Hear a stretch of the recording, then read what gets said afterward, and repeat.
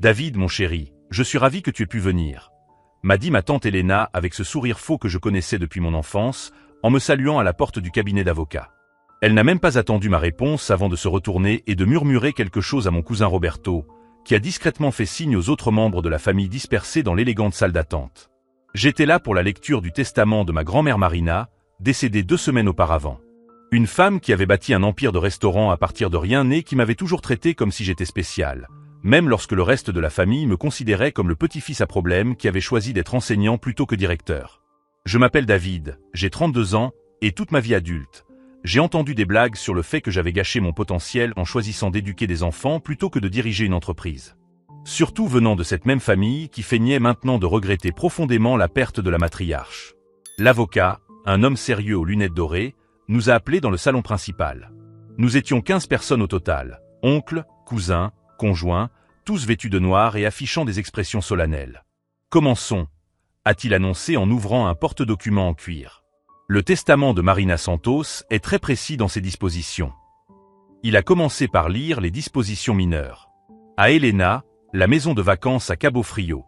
À Roberto, la collection d'œuvres d'art. À ma cousine Fernanda, les bijoux de famille. Chaque nom était appelé. Chaque cadeau était reçu d'un signe de tête respectueux. Mon nom n'a pas été mentionné. J'ai observé les réactions autour de moi. Certains évitaient mon regard. D'autres semblaient légèrement mal à l'aise. Elena gardait ce sourire figé que je connaissais si bien. Et cela conclut la lecture du testament, a déclaré l'avocat en fermant le dossier. Silence total dans la pièce. 15 pères Dieu m'évitaient soigneusement. Excusez-moi, dis-je, ma voix brisant le silence tendu. A-t-il une erreur?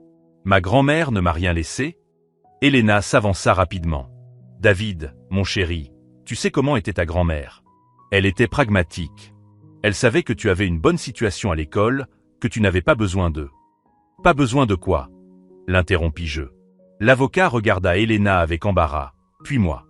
Monsieur David, Ce qu'il essaie de dire, intervint Roberto, c'est que grand-mère voulait que tu te concentres sur ta carrière d'enseignant. Elle disait toujours que l'argent pourrait te détourner de ta noble vocation. Une noble vocation. Comme si être enseignant était une sorte de travail bénévole que je faisais pour passer le temps. Mais pendant qu'il parlait, quelque chose ne collait pas. Je me suis souvenu de la dernière conversation que j'avais eue avec ma grand-mère, 3 jours avant sa mort. Elle m'avait serré la main avec une force surprenante et m'avait dit « David, tu as toujours été différent des autres. C'est pour ça que tu es mon préféré.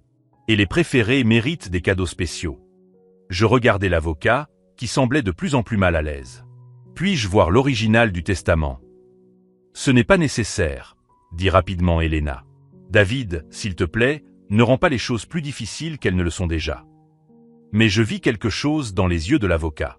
Un éclair de culpabilité, de gêne. En fait, dit-il lentement, il vaudrait peut-être mieux que nous discutions en privé, monsieur David. La salle explosa en murmures nerveux. Ce n'est pas nécessaire, répéta Elena, d'une voix plus forte. Le testament a été lu. Tout est clair. Mais je me levais déjà, suivant l'avocat dans son bureau privé. Parce que pour la première fois depuis des années, quelqu'un de la famille semblait vraiment nerveux. Et quand la famille était nerveuse, cela signifiait généralement qu'elle cachait quelque chose d'important. Si vous suivez cette histoire de trahison familiale, n'oubliez pas de vous abonner à la chaîne, car ce que j'ai découvert dans ce bureau privé a complètement changé ma vie. Et la leur aussi. Ce qu'Elena et les autres ne savaient pas, c'est que j'avais passé les dernières années à documenter minutieusement chaque conversation, chaque promesse, chaque moment étrange impliquant ma grand-mère et sa fortune. Parce que les professeurs, par nature, prêtent attention aux détails que les autres ignorent. Le bureau privé de l'avocat avait cette odeur de bois ciré et de vieux papier que l'on trouve dans les cabinets traditionnels. Il a fermé la porte derrière nous et m'a fait signe de m'asseoir dans le fauteuil en cuir en face de son bureau. « Monsieur David », commença-t-il en retirant ses lunettes dorées et en les nettoyant nerveusement. « Je m'appelle Dr Enrique Mendes et j'ai été l'avocat personnel de votre grand-mère pendant 23 ans. » Il ouvrit un tiroir verrouillé et en sortit un deuxième dossier, beaucoup plus épais que le premier. Ce qui a été lu dehors, dit-il en tapotant légèrement le dossier original, était une version éditée du testament réel. Mon estomac se noua. Édité comment? Le docteur Mendes soupira profondément. Votre grand-mère a laissé des instructions très précises. Elle voulait que je lise d'abord la version officielle à toute la famille. Ensuite, je vous parlerai en privé de ses dispositions réelles. Il ouvrit le dossier plus épais. David, votre grand-mère vous a laissé 30 millions de dollars, plus la propriété principale à Petropolis, y compris le siège administratif du réseau de restaurants. Le monde s'arrêta pendant une seconde. 30 millions de dollars. Mais pourquoi tout ce secret? Demandai-je, la voix plus rauque que d'habitude. Parce que, répondit le docteur Mendes en feuilletant quelques documents, elle a découvert que votre famille avait l'intention de contester tout héritage important qui vous serait laissé. Elena et Roberto ont engagé leurs propres avocats il y a 6 mois afin de préparer des arguments sur votre instabilité financière et votre manque d'expérience dans les affaires. Il m'a montré une série de mets imprimés. Des conversations entre Elena et un cabinet d'avocats discutant de stratégies pour annuler les dispositions testamentaires en faveur de membres irresponsables de la famille. Votre grand-mère a intercepté ces communications par l'intermédiaire de son comptable, qui est le cousin de Roberto. Apparemment, Roberto a été assez imprudent pour discuter de ses plans lors d'un dîner de famille chez le comptable. J'ai ressenti un mélange de colère et de tristesse. De la colère face à cette trahison évidente, de la tristesse parce que ma grand-mère avait passé ces derniers mois en sachant que sa propre famille prévoyait de me voler mon héritage. Elle a alors élaboré ce plan, a poursuivi le docteur Mendes. Elle a rédigé 2 versions du testament. La première, que nous venons de lire, ne distribue que les biens mineurs entre les membres de la famille. La seconde, qui est la version légale valide, vous transfère les principaux actifs. Il m'a remis une lettre scellée portant le nom de ma grand-mère écrit de sa main, si reconnaissable. Elle m'a demandé de vous remettre cette lettre en main propre. J'ai ouvert la lettre, les mains légèrement tremblantes. Mon cher David, si tu lis ces lignes, c'est que mon plan a fonctionné à la perfection. J'ai découvert il y a quelques mois qu'Elena et Roberto complotaient pour contester tout héritage que je te laisserai. Ils te trouvent faible, naïf, incapable de gérer des affaires. Comme ils se trompent. Tu es le seul qui m'ait toujours rendu visite par amour, pas par intérêt. Le seul qui s'intéressait à ma santé, pas à mes investissements. Le seul qui amenait ses élèves pour qu'ils rencontrent grand-mère Marina, parce que tu pensais que mes histoires pourraient les inspirer. C'est pourquoi je t'ai presque tout laissé. Pas seulement l'argent, mais aussi le contrôle total des restaurants Marina Santos. C'est ta responsabilité maintenant. Elena a dirigé notre succursale de Sao Paulo pendant les 10 dernières années. Elle ne sait pas que j'ai découvert les irrégularités comptables. Roberto coordonne notre département marketing, mais il ne sait pas que j'ai trouvé des preuves qu'il a détourné des fonds de la campagne publicitaire de l'année dernière pour payer ses dettes de jeu. Il pensait pouvoir me manipuler parce que je suis malade. Il pensait pouvoir te manipuler parce que tu n'es qu'un professeur. Prouve-leur qu'ils ont tort, mon petit-fils. Pas par vengeance, mais par justice. Avec tout mon amour et toute ma confiance, grand-mère Marina. Je levai les yeux de la lettre et trouvai le docteur Mendes, qui m'observait avec une expression presque paternelle. Il y a plus, dit-il doucement. Votre grand-mère a engagé un cabinet d'audit judiciaire pour enquêter sur les opérations gérées par Elena et Roberto. Les rapports se trouvent dans ce dossier. Il poussa un 3e dossier vers moi. En résumé, Elena a détourné environ 200 000 reais au cours des 3 dernières années par le biais de fournisseurs fantômes. Roberto a utilisé le compte promotionnel de l'entreprise pour payer des dettes personnelles de 400 000 reais. Mon esprit tournait à toute vitesse. Pendant toutes ces années, alors qu'il me traitait comme le parent à problème qui avait choisi une profession sans avenir, il volait littéralement la femme qu'il prétendait aimer. Et maintenant, ai-je demandé. Maintenant, a répondu le docteur Mendes, vous devez décider comment vous voulez procéder. Légalement, vous avez droit à tout ce que votre grand-mère vous a laissé. Vous avez également suffisamment de preuves pour poursuivre Elena et Roberto pour détournement de fonds. Il a marqué une pause. Mais votre famille n'est pas encore au courant.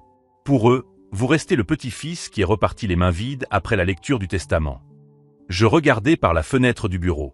Dehors, je pouvais voir Elena et Roberto discuter avec animation dans le parking, probablement en train de célébrer le succès de leur plan. Ils ne savaient pas que dans quelques minutes, je sortirais de ce bureau en tant que nouveau propriétaire d'un empire de restaurants. Ils ne savaient pas que j'avais entre les mains des preuves qui pourraient les envoyer en prison.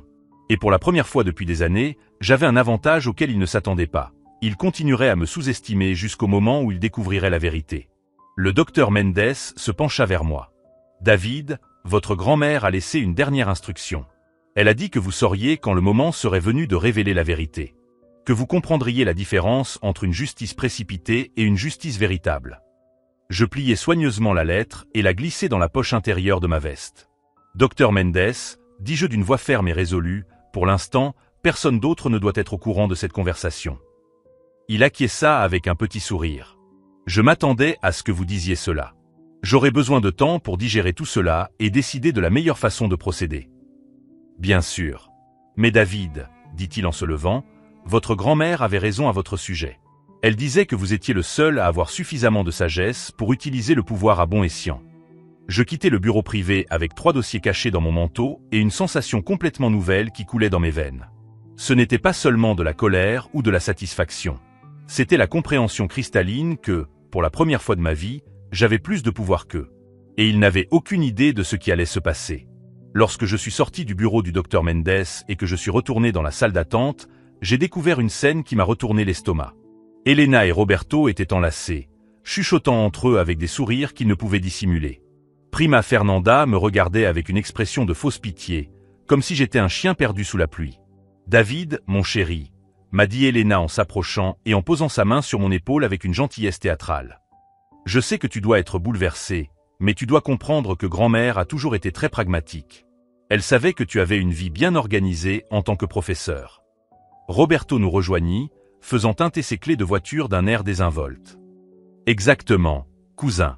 Et regarde, maintenant tu n'as plus à te soucier de toutes ces questions bureaucratiques ennuyeuses liées à la gestion d'une entreprise.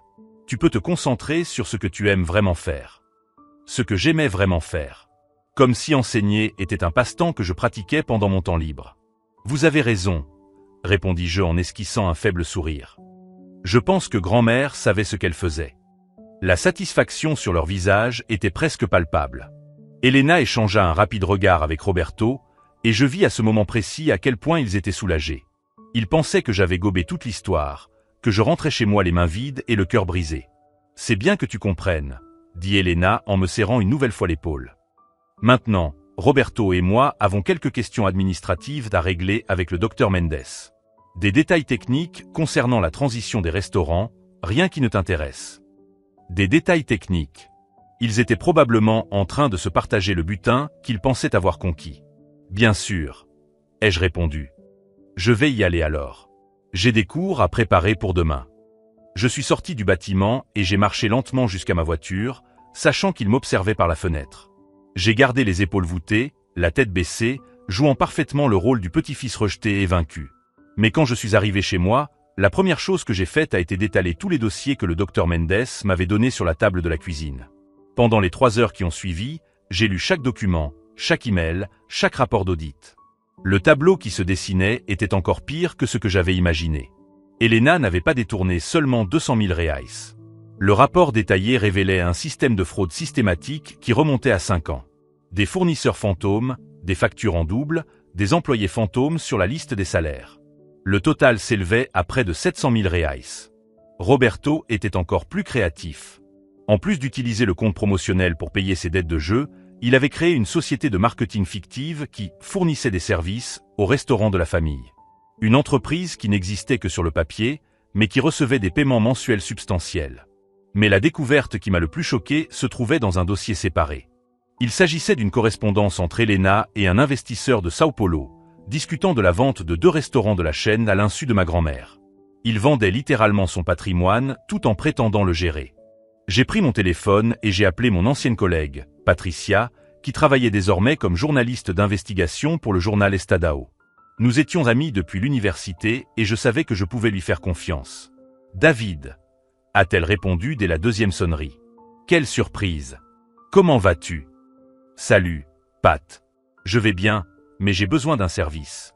Tu travailles toujours sur des enquêtes de corruption dans les entreprises ?» Il y eut un silence. « Ça dépend. Pourquoi veux-tu savoir ?» Je pris une profonde inspiration. Parce que je viens de découvrir une affaire de fraude familiale qui pourrait faire un gros scoop. Et tu es peut-être la personne idéale pour m'aider à tout documenter correctement. Tu piques ma curiosité. Tu peux m'en dire plus ?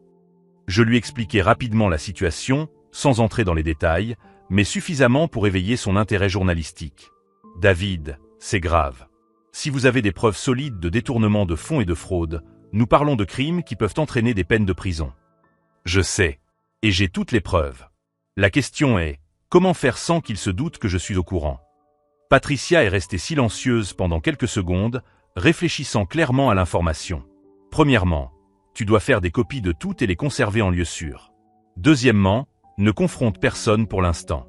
Troisièmement, envoie-moi tout par email crypté afin que je puisse analyser cela d'un point de vue journalistique. Si vous suivez cette histoire de trahison familiale et que vous voulez savoir comment une enquête journalistique peut complètement changer la donne, n'oubliez pas de vous abonner à la chaîne.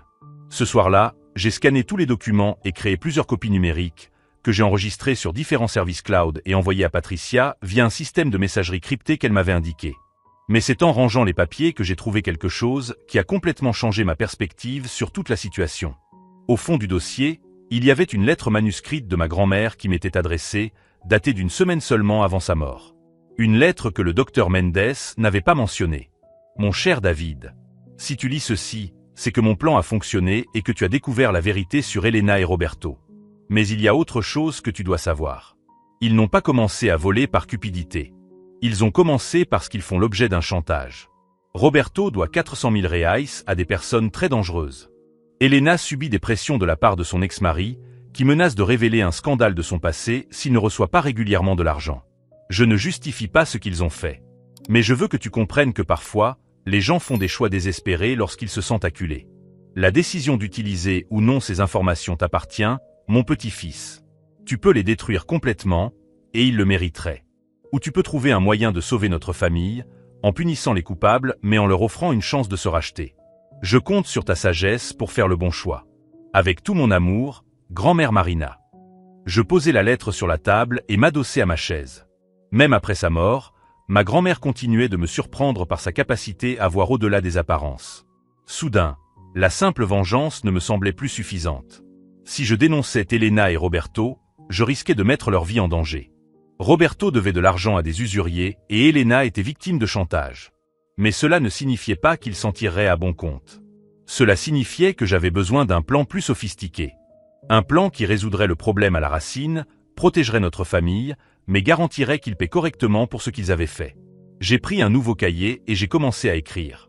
Sur la première page, j'ai écrit « Opération nettoyage familial, phase 1, enquête complète ». Tout au long de la nuit, j'ai élaboré un plan en plusieurs étapes. Tout d'abord, je devais confirmer les informations concernant le chantage. Ensuite, j'avais besoin d'identifier exactement qui était derrière ces pressions. Troisièmement, je devais trouver un moyen de neutraliser ces menaces.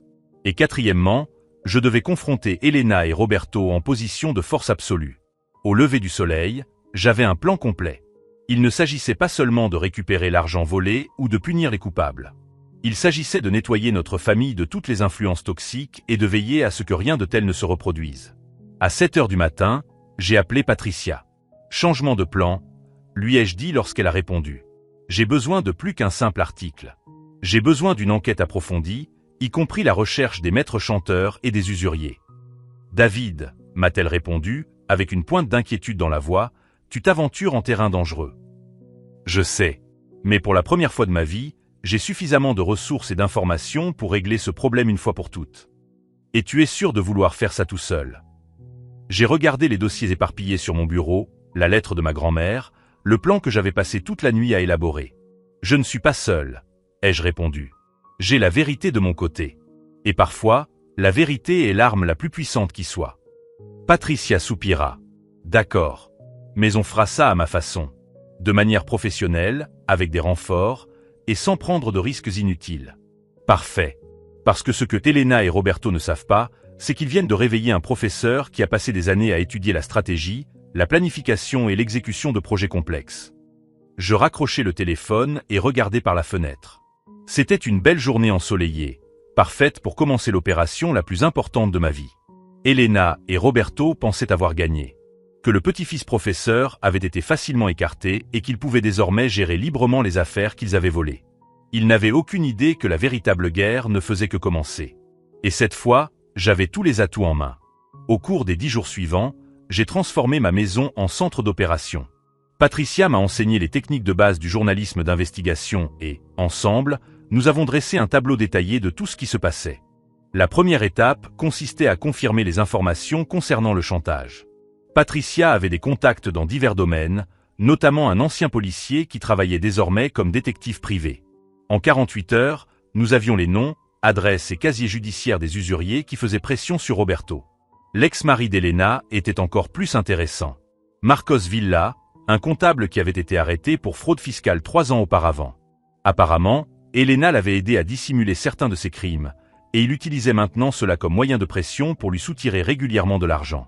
Cela change tout, a déclaré Patricia en examinant les documents éparpillés sur mon bureau.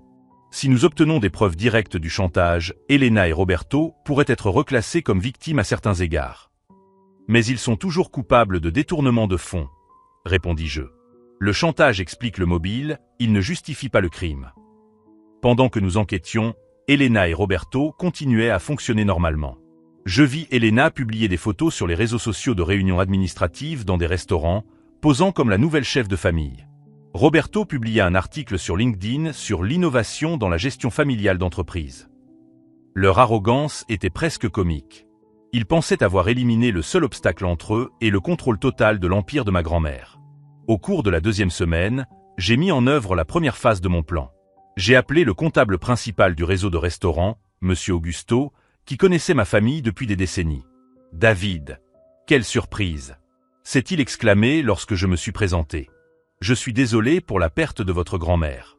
Madame Marina était une femme extraordinaire. » « Merci, Monsieur Augusto.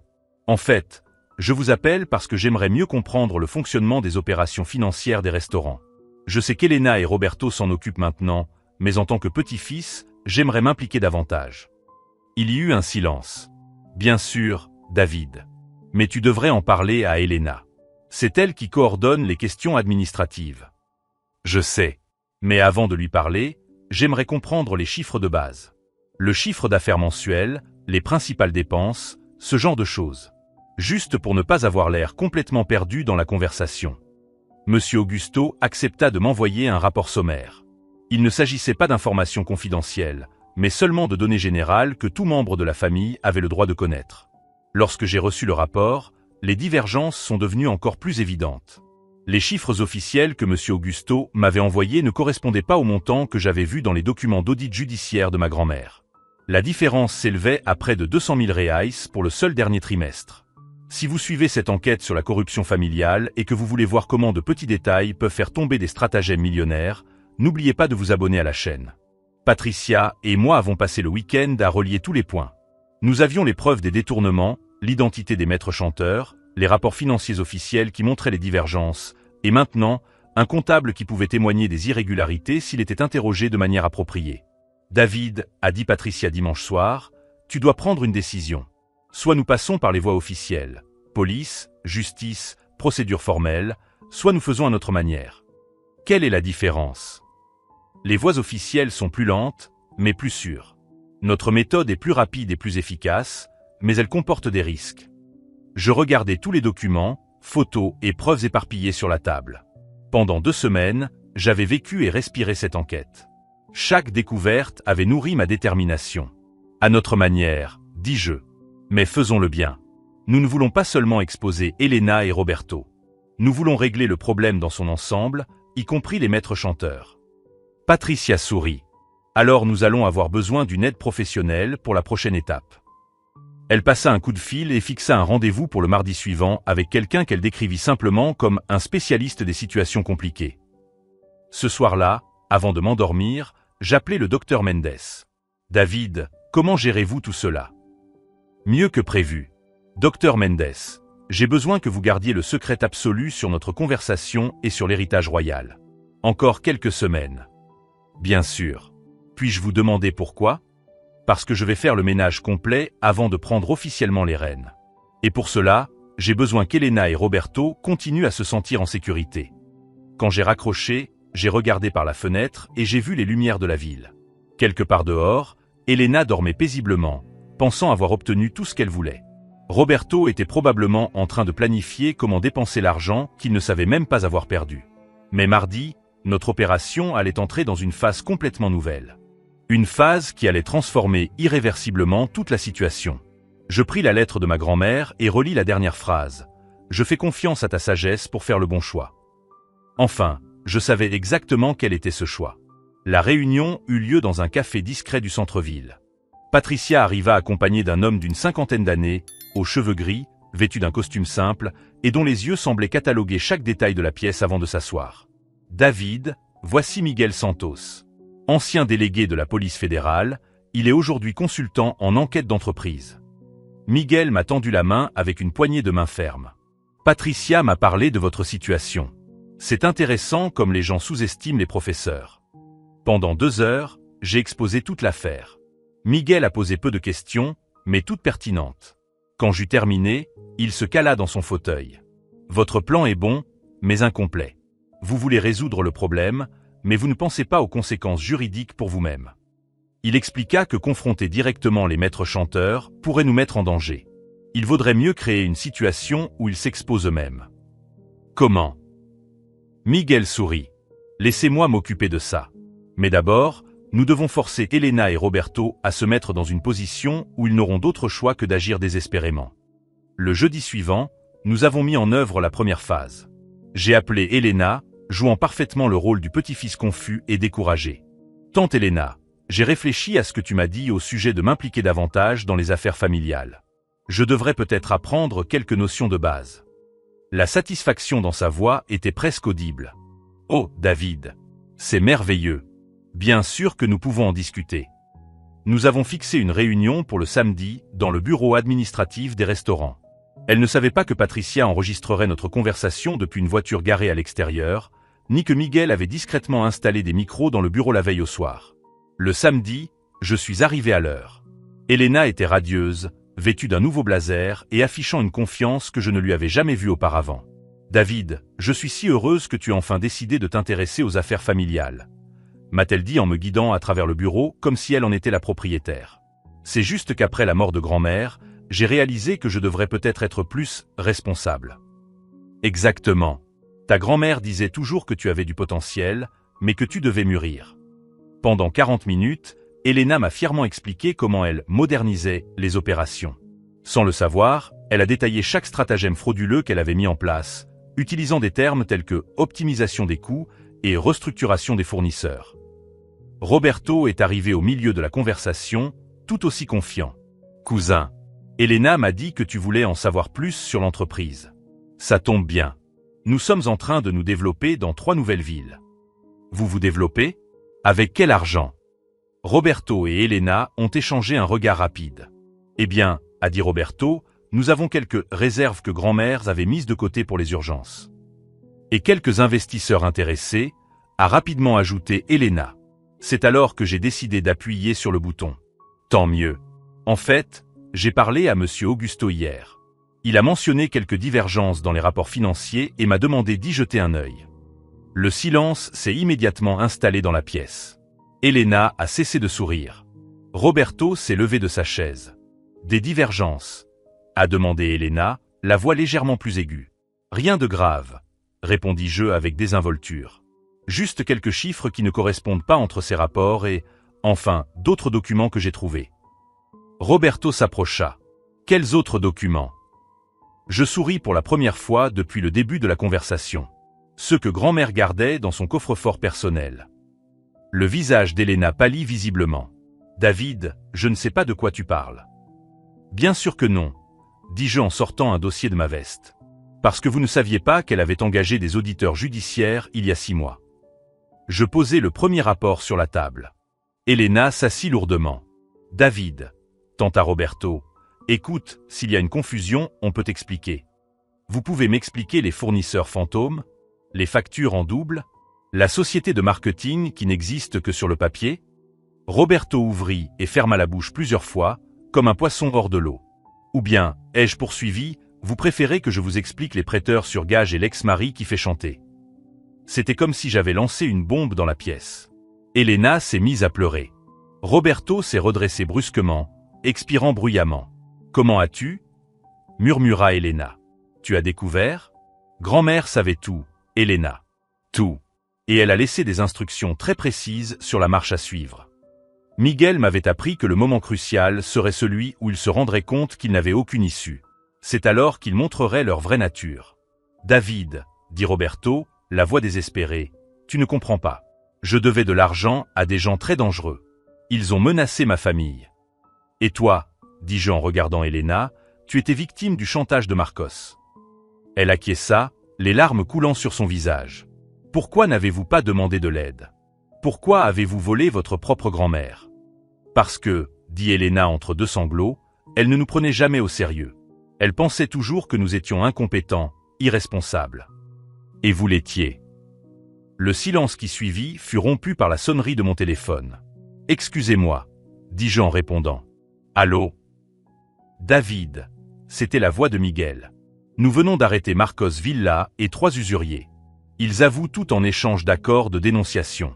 Vous pouvez passer à la phase finale. » Je raccrochai et regardai Elena et Roberto, qui me regardaient avec des expressions de terreur absolue. « C'était mon avocat, » mentis-je. « On dirait que vous avez de la visite. » Comme dans un scénario, nous entendîmes des sirènes approcher du bâtiment.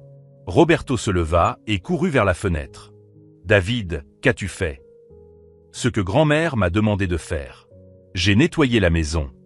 Elena était en état de choc total. « Mais tu n'es qu'un professeur. » « Je ne suis qu'un professeur, ai-je acquiescé, qui a hérité de 30 millions de dollars et du contrôle total de l'entreprise que vous pensiez avoir volée. » L'expression sur leur visage lorsque la vérité fut enfin révélée était exactement celle que ma grand-mère avait prédite. Ce n'était pas seulement le choc. C'était la compréhension totale qu'ils avaient gravement sous-estimé la mauvaise personne. Et ce n'était que le début de ce qu'ils allaient découvrir sur les conséquences de s'en prendre à la mauvaise famille. Les sirènes que nous entendions n'étaient pas celles de la police criminelle, comme Elena et Roberto le pensaient dans leur désespoir. Elles provenaient du fisc et de la police civile, qui arrivaient avec des mandats de perquisition et de saisie basés sur les preuves que Patricia et Miguel avaient compilées. « David, » murmura Elena, encore sous le choc, « s'il te plaît, tu ne peux pas. »« Je peux et je vais le faire, » répondis-je en rangeant les dossiers dans ma veste. Mais pas comme vous l'imaginez. Au cours des jours suivants, toute la vérité fut révélée. Elena et Roberto furent officiellement accusés de détournement de fonds, de fraude et d'évasion fiscale. Le montant total des détournements s'élevait à 1 200 000 reais sur 5 ans. Mais comme ma grand-mère l'avait prévu, je n'ai pas cherché la destruction totale. J'ai cherché la justice réparatrice. Grâce aux preuves du chantage, nous avons obtenu des accords qui ont permis à Elena et Roberto de collaborer avec les autorités pour capturer les véritables criminels derrière les pressions. Miguel a coordonné l'opération qui a abouti à l'arrestation de Marcos Villa et du réseau d'usuriers qui terrorisait Roberto. Elena a purgé 2 ans de prison à domicile et effectué des travaux d'intérêt général, en plus de restituer tout l'argent détourné. Roberto a reçu une peine similaire, mais avec un suivi psychologique pour sa dépendance au jeu. Plus important encore, tous deux ont perdu tous leurs droits sur l'entreprise familiale. J'ai officiellement pris le contrôle de Marina Santos Restaurant 3 semaines après cette réunion au bureau. La première chose que j'ai faite a été de convoquer tous les employés à une assemblée générale. Je m'appelle David, ai-je dit aux 230 employés réunis dans la salle principale du restaurant principal. Je suis le petit-fils de Madame Marina et votre nouveau propriétaire. Je sais que vous ne me connaissez pas, mais vous connaissez mon travail. J'ai expliqué que pendant des années, j'avais fréquenté les restaurants en tant que cousin de Roberto, aidant discrètement à des tâches administratives, suggérant des améliorations et discutant avec les employés de leurs besoins. Beaucoup se souvenaient de moi, mais personne ne savait qui j'étais vraiment. Au cours des prochains mois, nous allons mettre en œuvre des changements que ma grand-mère prévoyait depuis longtemps, mais qui ont été sabotés par une mauvaise gestion, ai-je poursuivi. Premièrement, une augmentation de salaire de 20% pour tout le monde. Deuxièmement, une participation aux bénéfices trimestriels. Troisièmement, une couverture santé complète pour les employés et leurs familles. Les applaudissements ont été assourdissants. Certains employés plus âgés ont pleuré ouvertement, se souvenant de quand Madame Marina avait fait des promesses similaires qui ne s'étaient jamais concrétisées en raison des problèmes financiers qu'Elena évoquait toujours. Patricia a documenté toute la transformation de l'entreprise dans une série d'articles qui ont fini par être publiés sous forme de livres. Le professeur qui a hérité d'un empire est devenu une étude de cas dans les écoles de gestion sur le leadership éthique et la gestion familiale. Mais le véritable changement s'est produit dans la culture de l'entreprise. En 6 mois, nous avons ouvert 2 nouveaux établissements basés sur le concept dont ma grand-mère avait toujours rêvé, des restaurants alliant gastronomie de qualité et responsabilité sociale. Chaque nouvelle unité employait de préférence des personnes en réinsertion sociale, offrait des repas gratuits aux enfants en situation de vulnérabilité et consacrait 10% de ses bénéfices à des bourses d'études dans des écoles techniques de gastronomie. Professeur David, m'a dit un après-midi l'un des chefs les plus anciens, Madame Marina serait fière. L'entreprise n'a jamais aussi bien fonctionné. Le docteur Mendes m'a rendu visite 1 an plus tard pour discuter de questions juridiques mineures. Au cours de notre conversation, il a mentionné quelque chose qui m'a profondément marqué. Votre grand-mère a laissé une lettre supplémentaire à remettre uniquement après votre première année de gestion, m'a-t-il dit en sortant une enveloppe scellée de la poche intérieure de sa veste. Elle a dit que vous sauriez quand le moment serait venu de la lire. La lettre était courte, mais directe. David, si tu lis ceci, c'est que tu as fait plus que vaincre Elena et Roberto. Tu as transformé l'entreprise en quelque chose qui fait honneur à notre famille. J'ai toujours su que tu comprendrais la différence entre le pouvoir et la responsabilité. Professeur par vocation, leader par nature. Tu sais maintenant que ce n'est pas seulement mon héritage que je t'ai laissé. C'était l'occasion de prouver que le caractère vaut plus que l'argent, que l'éducation vaut plus que la cupidité, et que la vraie famille ne se définit pas par le sang, mais par l'intégrité. Fais bon usage de ce que nous avons construit ensemble. Avec un amour éternel et une fierté infinie, grand-mère Marina. J'ai pleuré pour la première fois depuis sa mort. Pas de tristesse, mais d'une profonde gratitude d'avoir honoré sa confiance. Aujourd'hui, 5 ans plus tard, Marina Santos Restaurant exploite 15 établissements dans 6 États. Nous employons plus de 800 personnes et contribuons à hauteur de plus de 2 millions de reais par an à des projets sociaux. Elena travaille comme consultante dans une petite entreprise événementielle à Guagna. Elle m'appelle chaque Noël pour me remercier de ne pas avoir complètement détruit sa vie. Notre relation n'est jamais redevenue ce qu'elle était, mais il existe un respect mutuel basé sur la vérité. Roberto a réussi à contrôler son addiction au jeu et dirige aujourd'hui une petite agence de marketing numérique. Ironiquement, l'une des stratégies qu'il utilise avec ses clients s'inspire des campagnes qu'il avait développées pour nos restaurants avant de commencer à détourner de l'argent. Nous nous croisons parfois lors d'événements familiaux. Nous discutons poliment, mais il y a toujours une tension sous-jacente. Ils savent que j'aurais pu détruire leur vie, et je sais qu'ils ont trahi la femme qu'ils aimaient le plus au monde. La leçon la plus importante que j'ai apprise n'a rien à voir avec la vengeance ou la justice. Elle concerne le pouvoir de la patience et d'une bonne préparation. Lorsque vous êtes sous-estimé, vous avez 2 options. Vous pouvez réagir impulsivement pour prouver votre valeur, ou vous pouvez utiliser cette sous-estimation comme un avantage stratégique. J'ai choisi la 2e option. Ma grand-mère ne m'a pas seulement laissé de l'argent. Elle m'a laissé une masterclass sur la façon d'identifier le caractère des gens, de planifier à long terme et de transformer des situations défavorables en opportunités de croissance. Elena et Roberto me voyaient comme juste un professeur. Pour eux, professeur était synonyme d'échec, quelqu'un qui n'avait pas réussi dans le monde réel des affaires. Mais les professeurs savent quelque chose que beaucoup d'entrepreneurs ignorent. Comment observer, comment apprendre, comment planifier méthodiquement et comment mener à bien des projets complexes avec des ressources limitées. Un professeur est quelqu'un qui travaille chaque jour pour transformer le potentiel en réalité. Et c'est exactement ce que j'ai fait avec l'héritage de ma grand-mère. Si vous êtes arrivé jusqu'ici dans cette histoire de famille, de trahison et de justice, abonnez-vous à la chaîne, car nous avons beaucoup d'autres histoires de personnes qui ont été sous-estimées et qui ont montré de quoi elles étaient capables lorsqu'elles ont été mises au pied du mur. Hier, en me promenant dans le centre-ville, je suis passé devant le bureau du docteur Mendes. À travers la vitre, j'ai vu Elena sortir d'une réunion, probablement pour régler des questions administratives liées à son entreprise d'événementiel. Elle m'a vu à travers la vitre et m'a fait un signe de la main timidement. Je lui ai répondu. Je n'ai ressenti ni colère, ni satisfaction, ni pitié. J'ai seulement compris que chacun de nous était exactement là où il devait être. Elle apprenait à construire quelque chose qui lui appartenait avec honnêteté. Moi, j'honorais l'héritage d'une femme qui avait cru en moi quand personne d'autre n'y croyait. Et ma grand-mère? Eh bien, je suis sûr qu'elle sourit, sachant que son petit-fils à problème, qui avait choisi d'être enseignant, est devenu l'homme d'affaires qu'elle avait toujours su qu'il pouvait être. La dernière fois qu'Elena m'a interrogé sur mes affaires, j'étais en train de signer des contrats pour notre 15e unité. Elle m'a demandé comment j'avais réussi à me développer aussi rapidement. C'est simple, ai-je répondu. J'ai appris auprès de la meilleure enseignante que j'ai jamais eue. Et les enseignants savent que le véritable succès ne se mesure pas à ce que vous accumulez, mais à ce que vous construisez pour les autres.